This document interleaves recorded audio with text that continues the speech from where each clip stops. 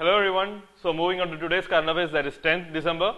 You have basically 8 major topics. First one is state level disease burden report, which was recently released.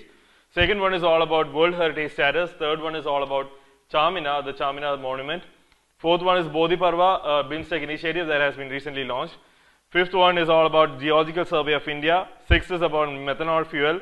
Seventh, net metering. And the third one, and the last one, is about domestic regulation discipline, which is in news because of the WTO meeting held in Argentina. So first one, state level disease burden report. It was a report that was recently released by our Vice President.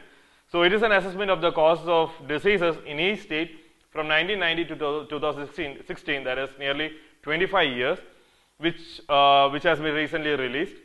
The report has indicated many health inequalities that is existing within India, that is amongst the states.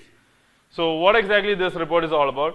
It is a joint initiative between Indian Council of Medical Research, Public Health Foundation of India, and Indian Institute of Health, Metric and Evaluation in collaboration with Ministry of Health and Family Welfare. It is the first comprehensive set of state-level disease burden, risk factors estimates, and also the trends in each state in India. It is based on the analysis of all identified epidemiological data, and it will be updated annually as and when the newer data come across. So that is mainly what you have to know about this state level disease burden report. So understand what exactly this report is all about. The details have been given in the material. Please go through it. Moving on, the World Heritage status. Why it is in news? It is because the Telangana government has sent a new dossier requesting the UNESCO to declare Charminar, Golconda as well as Qutub Shahi tombs as a World Heritage status. So you need to know the historical part, the historical roles or the historical events that has been associated with these three. So if we will look into what exactly World Heritage status is all about. It can be a building, city, complex, desert, forest, island, lake, monuments or mountains that is selected for its cultural as well as its physical significance. So UNESCO, along with a 21-member World Heritage Committee and an advisory body such as International Council on Monuments and Site, and also IUCN, that is International Union of Conservation of Nature, together decides on the status on the monuments or the sites that has to be qualified as World Heritage status. And it is of cultural as well as natural sites that has to be included. The criteria that is required for these to be included in this World Heritage status has been given in the material. Please go through it.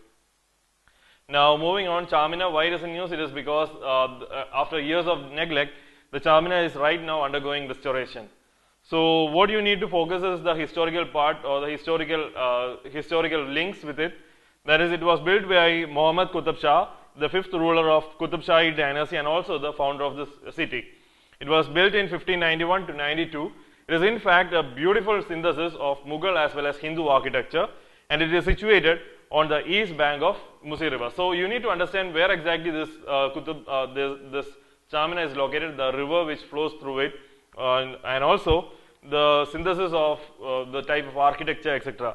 And also there are 4 minarets, each having 3 stories, and also a height of it has a height of 56 meters. This minarets, and also it has a location. It has the location of mosque and the western side, so western section of the second floor. So this is an important part. The rest of the details have been given in the material. So you need to understand what exactly the role and also about the designs of Charminar. Now moving on, the next one is Bodhi Parva. Bodhi Parva is a BIMSTEC initiative. It is a 3 days BIMSTEC Festival of Buddhist Heritage that has begun in New Delhi. So what exactly it is? It is a BIMSTEC Buddhist Festival presented by BIMSTEC division of the Ministry of External Affairs and is produced by Team WorksArt. And also it has been produced in order to mark the 20th anniversary of BIMSTEC and awareness about the BIMSTEC's rich and cultural heritage. So next is all about Geological Survey of India. Why it is in news? It is because large deposits of heavy beach minerals has been found on the coastlines of Andhra Pradesh during a survey by GSI. Now what exactly GSI is all about? It has been established in 1851.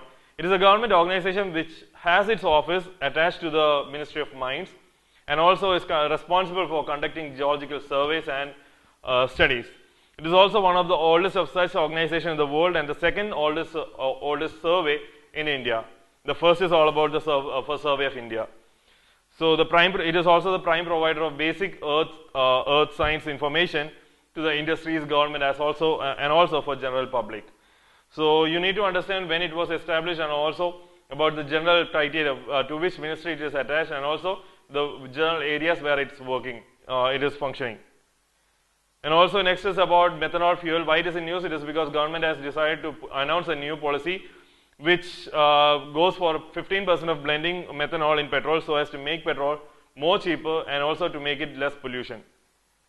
So what exactly methanol fuel is all about? It is a colorless, volatile, flammable, odorless liquid that is readily miscible with water and has a boiling point that is approximately 650 degrees Celsius.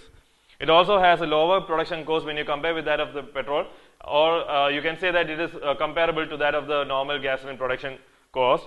It also has improved safety, and also it increases our energy security by making us depend less on energy-rich countries like Saudi, etc.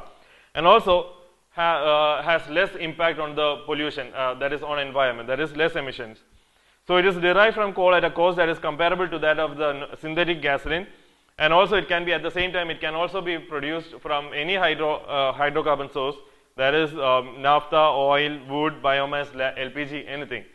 So it is also an alternative to the conventional transportation fuel, and the rest of the details about methanol, the characteristics have been given in the material. Please go through it. Now moving on, the next is about net metering. Why it is in news? It is because the industry's lobby has asked the government to reduce or to make net metering more attractive so that more and more consumers as well as more and more producers come up in this solar field. So it is a billing mechanism that credits solar energy system owners for the electricity they add to the grid. It allows residential as well as commercial customers who generate their own solar power to feed electricity to the grid after that is the balance of which which they have consumed, in fact. So net metering, as far as your UPSC is concerned, it was asked in question, that is in 2016 prelims. That is, net metering is sometimes seen in news in the context of promoting the production and use of solar energy by the household or consumers, use of piped natural gas in kitchens of household.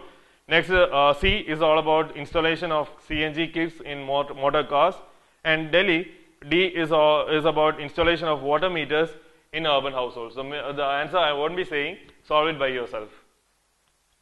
Now moving on, the next and the last one is all about domestic regulation discipline. This is in regard to the recently or the currently going on WTO negotiation at Argentina. So India rejected attempts by some of the WTO members, mainly Canada and European Union, to include gender equality in service trade negotiations agenda. So what exactly domestic regulation discipline is all about? This discipline calls upon WTO members to develop any necessary discipline to ensure that measures relating to qualification requirement and also procedures, technical standards and licensing requirements and procedures do not constitute unnecessary barriers in the trade to services. So this is concerned with that of the services, trade in services, that is GATS.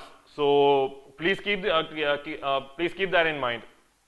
And also, it is excessively lengthy, complex and intra-transparent licensing procedures may discourage the foreign service providers to seek access to the market of another WTO members, and also this domestic regulation discipline will create an opaque regulatory regime that is discriminatory to the investors from foreign countries.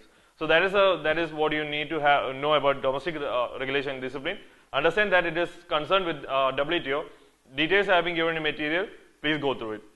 And that's all about 10th December. Thank you.